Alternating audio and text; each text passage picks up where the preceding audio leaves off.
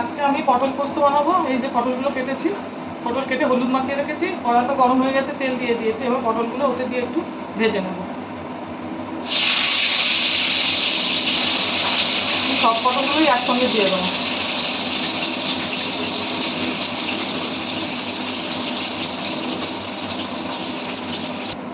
দেখুন আমার পটলগুলো ভাজা হয়ে গেছে, এমন করে ভেজে নিয়েছি। এইবার এই অল্প তেলে, তেলটা খুব অল্প রেখেছি, অল্প তেলে এই কালো জিরে ফোড়ন দেবো।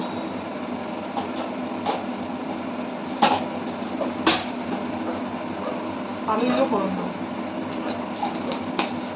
আর একটু শুকনো লঙ্কা।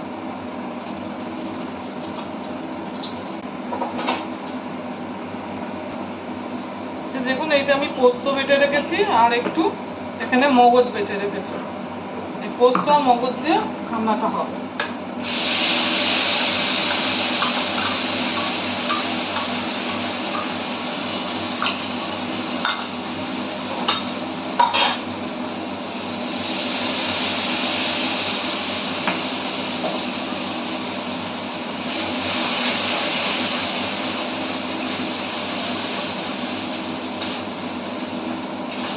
এতে আমি একটু সামান্য হলুদ দেবো।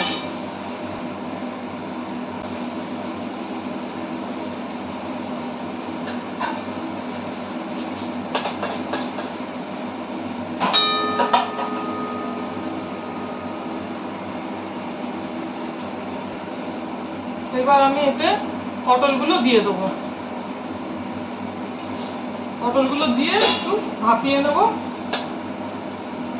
নিয়ে নামিয়ে দেবো অল্প করে। এতে আর জল দেবো না। দেখে নিন আমার রান্নাটা এইরকম হবে।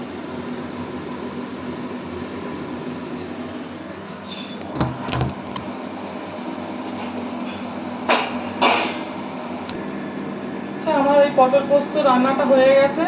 দেখুন আমি এটা করে এর উপর একটু হালকা করে সর্ষের তেল দিয়ে দিয়েছি। আর একটা স্কিপ করে গেছি, কাঁচা লঙ্কা আমি চিড়ে এর মধ্যে দিয়েছি, কাঁচা লঙ্কা আছে। আর আমার চ্যানেলটা ভালো লাগলে লাইক, সাবস্ক্রাইব ও শেয়ার করবেন।